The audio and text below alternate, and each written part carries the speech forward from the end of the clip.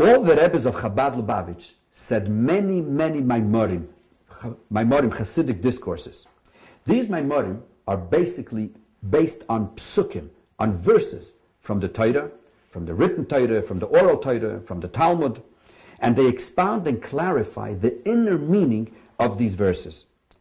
Most of the Rabbeim would say these Maimorim either on Shabbos or on Jewish holidays, and also there were some other occasions like at a wedding or a bris and other joyous occasions. And all the Rabbeim said these Maimorim until they passed away. However, there was one exception, and that was the previous Rebbe, also known as the Frierdiker Rebbe.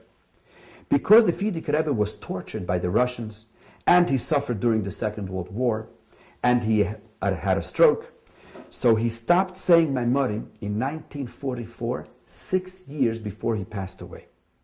During those 6 years, in honor of the holidays or special occasions, the Frierdiker Rebbe would take a Maimer, which he had said previously, either in Russia or in Poland, and he had written it out, and he would give it to the Rebbe.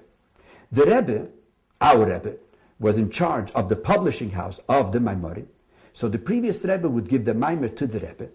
The Rebbe would add notes and sources to the Maimer, and the Rebbe would publish it. Yud Shvat, the 10th day in the month of Shvat, is the yahrzeit of the grandmother of the Frierdiker Rebbe, the Rebbetzin Rivka, who was the wife of the Rebbe Maharash, the 4th Rebbe of Lubavitch. In the occasion of Yud Shvat, in the year Tafshin Yud, in the year 5710, it fell out on a Shabbos. So for that occasion, the Rebbe gave out a Maimer, which was called Basi Legani.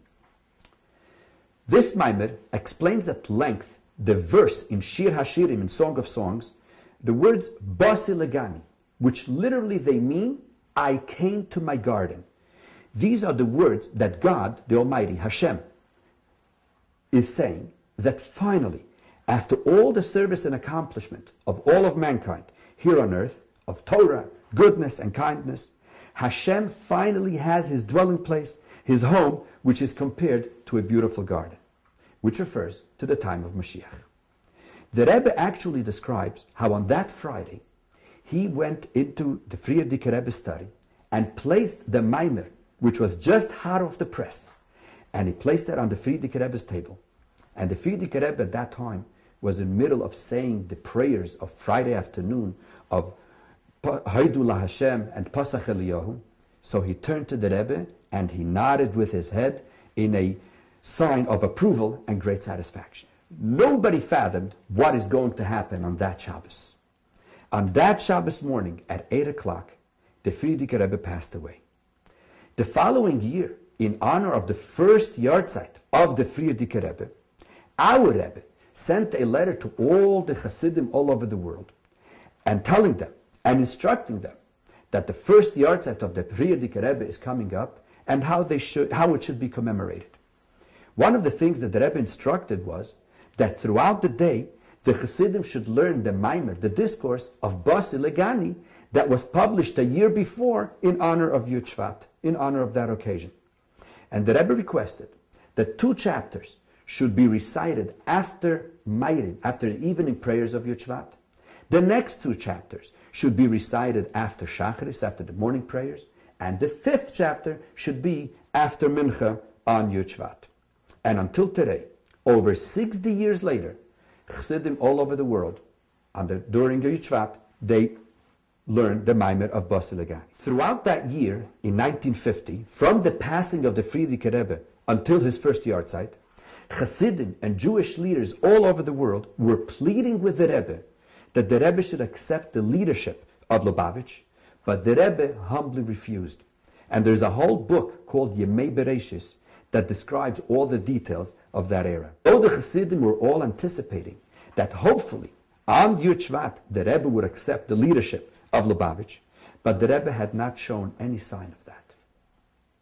That evening, the Rebbe came into the Fabrengen. The Chassidim were very excited, but the Rebbe was just saying a sikha as he usually would. However, the custom of Lubavitch Rebbeim is that, and it always had been, that they would mark the inauguration of their leadership by saying a Maimer.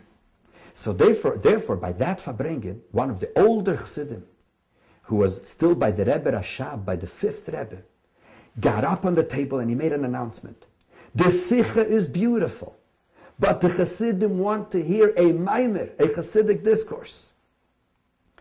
On that moment, the silence in the room was such that you could hear a pin drop. And all of a sudden, at 10:40 p.m., on Yud Shvat, Tafshin Yud Aleph 1951, the Rebbe started with these words. And he had a copy of the Maimer that was printed last year. And he started as follows. In the Maimer that my father-in-law gave out for Yud Shvat, he writes as follows. Basi Legani achoisi kalo. And this is how the Rebbe started the Maimer. To everyone's amazement, the Rebbe started a Maimer, which was going to be the first of over 1,500 Maimarim. Finally, on this very day, on Yud Shvat, our Rebbe accepted the mantle of the leadership of Lubavitch by saying the Maimer, Basi Legani. As soon as the Rebbe finished the Maimer, that same older Chassid that requested from the Rebbe to say the Maimer was so excited that he got up on the table and he said with all his might, Chassidim, we have to make a bracha. And he said, Baruch atah Hashem Elokeinu melech ha'olam shehecheyanu v'kiyamanu v'higiyanu lizman hazeh. This Maimer of Basi Legani that the Frierdiker Rebbe gave out is divided into 20 chapters.